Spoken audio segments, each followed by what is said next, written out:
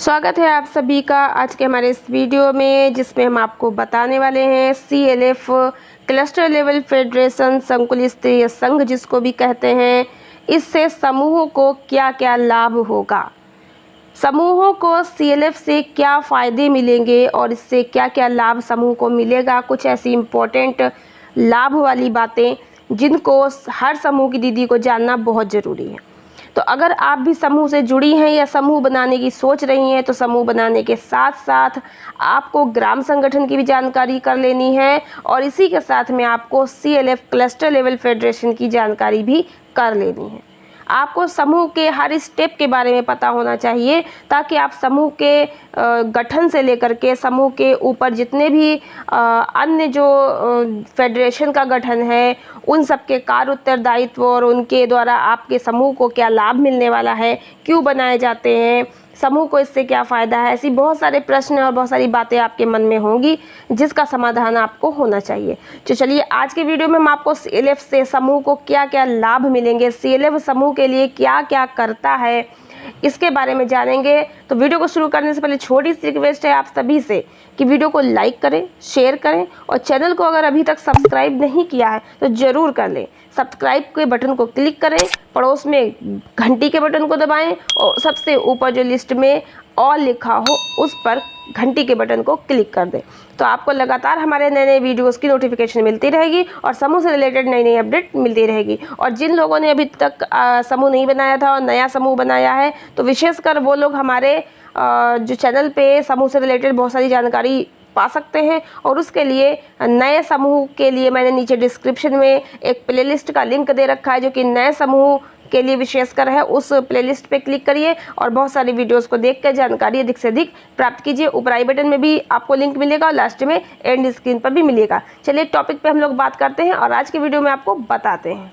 तो CLF समूहों के लिए बहुत सारे कार्य करता है और जितने भी समूह हैं वो ग्राम संगठन के रूप में संगठित होते हैं।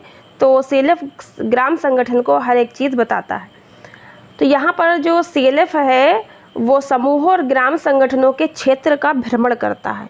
यानी जो CLF के पदाधिकारी हैं, CLF के जो भी कैडर हैं, वो समूहों में आएंगे, ग्राम संगठन की मीटिंग में आएंगे और समूह के बारे में, ग्राम संगठन के बारे में जानकारी करेंगे, देखेंगे क्या कुछ है। तो क्षेत्र भ्रमण पर आते हैं। और जो सामुदायिक साधन सेवी हैं जैसे मनरेगा है, जन और जो वितरण प्रणाली है, सामुदायिक पोषण है, विकलांगता डेयरी आदि का विभिन्न प्रकार के सामुदायिक संघियों को, जो सेवियों को उनका विकास करना, चयन करना, ये सब CLF क्लस्टर का ही कार्य होता है। इसके अलावा ग्राम संगठन और स्वयं सदस्य समूहों की ग्रेडिंग करना, उनका आंतरिक अंकेक्षण, ये सब करना CLF का ही कार्य होता है। और ग्राम संगठन बैंक ऋण उपलब्ध करवाता है और इसके लिए CLF ही उसकी मदद करता है। CLF के द्वारा ही ग्राम संगठन समूहों को बैंक लिंकेज करवाया जाता है। CLF जो है वो सामुदायिक निवेश कोष, यानी इसको CIF 1,10,000 रुपये वाला जो फंड होता है समूहों को मिलता है, उसका प्रबंधन भी CLF के द्वारा ही किया जाता है। इसी के साथ CLF समूह की महिलाओं को, ग्राम संगठन की महिलाओं को सरकार की विभिन्न योजनाओं का लाभ दिलवाता है, उनसे जुड़वाता है, चाहे वो किसी प्रकार की पेंशन हो, विधवा पेंशन, निराश्रित पेंशन, आवास योजना हो या किसी प्रकार की कोई भी सरकारी योजना हो। और इसी के साथ जो CLF होता है वो समूह की महिलाओं को आजीविका के स्रोत दिलवाता है, मुर्गी पालन हो, मत्स्य पालन हो, डेयरी हो और आपका किसी प्रकार का रोजगार हो, अचार पापड़, जिस प्रकार की चाय पत्ती बनाने का काम, किसी प्रकार का ट्रेनिंग या प्रशिक्षण अगर समूह की महिलाओं को देना है तो वो CLF के माध्यम से ही दिया जाएगा। CLF ही इसमें योगदान देता है। CLF के ही कार्य हैं कि समूह की महिलाओं को आजीविका के साधन उपलब्ध करवाना। CLF ही कृषि से संबंधित जो सरकार की योजनाएं हैं उनसे जुड़कर फिर उन कार्यों को समूह की महिलाओं तक पहुंचाता है। तो CLF का बहुत बड़ा योगदान होता है सरकार की सभी प्रकार की योजनाओं को समूहों तक पहुंचाना और समूह की प्रत्येक महिला दीदी है उसको उन योजनाओं का लाभ दिलवाना। ये CLF के माध्यम से ही संभव हो पाता है। प्रत्येक ब्लॉक के 4 खंड किए जाते हैं और चारों खंड को क्लस्टर कहा जाता है, CLF कहा जाता है। और हर सीएलएफ का क्लस्टर का अलग अलग अपना बीएमएम देखते हैं।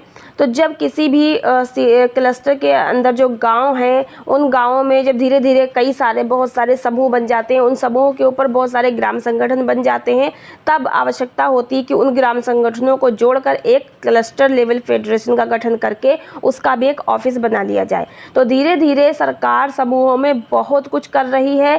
सीएलएफ का अपना एक ऑफिस बनाया जाता है। उस ऑफिस में जो समूह की महिला जो ग्राम संगठन में जुड़ती हैं, वही ग्राम संगठन की महिलाएं सीएलएफ की पदाधिकारी भी चुनी जाती हैं, अधिकारी बनती हैं। उनका पूरा फर्नीचर, मेज, कुर्सी, अलमारी, बहुत सारा व्यवस्थाएं सरकार करती है। और सरकार सीएलएफ में भी विभिन्न प्रकार के फंड भेजती है। इसी प्रकार से ग्राम पंचायत स्तर पर वीओ ग्राम संगठन का गठन होता है और उसमें भी एक ऑफिस बनाया जाता है, जिसमें मेज, कुर्सी, अलमारी आदि व्यवस्था सरकार पैसा देती है। विभिन्न प्रकार का फंड भी ग्राम संगठन को देती है। तो धीरे धीरे अभी तो समूहों में जो ग्राम संगठन है उनका कोई ऑफिस नहीं है, और सीएलएफ के ऑफिस तो धीरे धीरे बन ही रहे, पर ग्राम संगठन के तो ऑफिस नहीं है। लेकिन धीरे धीरे ग्राम संगठन का भी ग्राम पंचायत स्तर पर ऑफिस बनवाया जाएगा।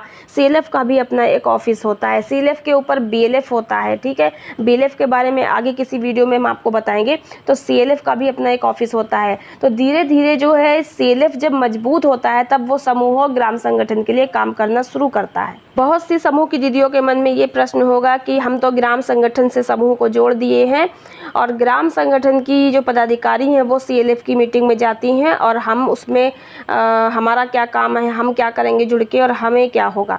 देखिए, जब समूह ग्राम संगठन में जुड़ता है तो ग्राम संगठन में पूरे समूह की सभी दीदियों के नाम जोड़े जाते हैं। सभी से अंशदान और हिस्सादान पूंजी जो भी है वो जमा करवाई जाती है।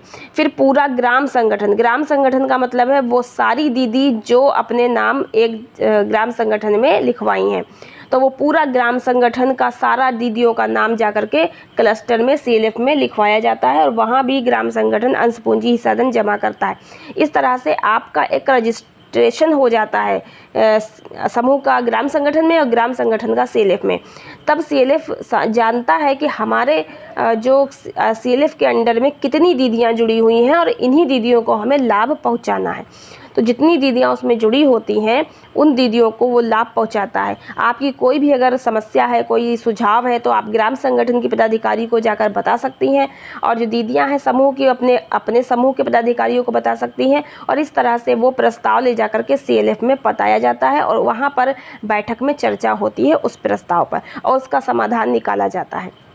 इसके अलावा समूह की जो दीदियां हैं उनको किसी प्रकार की योजना का अगर लाभ लेना होगा, आगे चलकर अगर कोई भी सरकारी योजना का लाभ लेना होगा, तो गांव की जो दीदियां हैं, जो हमारी माताएं बहनें हैं, वो सीधे जाकर के अपने सीएलएफ में अधिकारियों से मिलेंगी। सीएलएफ में ही होगा जो कुछ होगा, यानी आगे चल के आपको सरकार की विभिन्न योजनाओं का लाभ तभी मिल पाएगा जब आप समूह में जुड़ी होंगी, ग्राम संगठन में जुड़ी होंगी, और वो ग्राम संगठन सीएलएफ में जुड़ा होगा।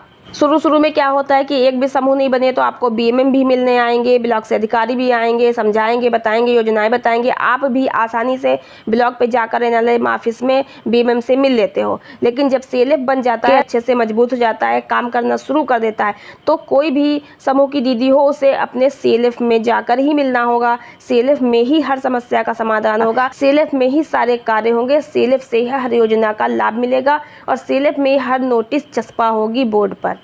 तो समूह की जो दीदियां हैं वो आगे चल के फिर सीएलएफ से ही अपने सारे कार्य करवा पाएंगी।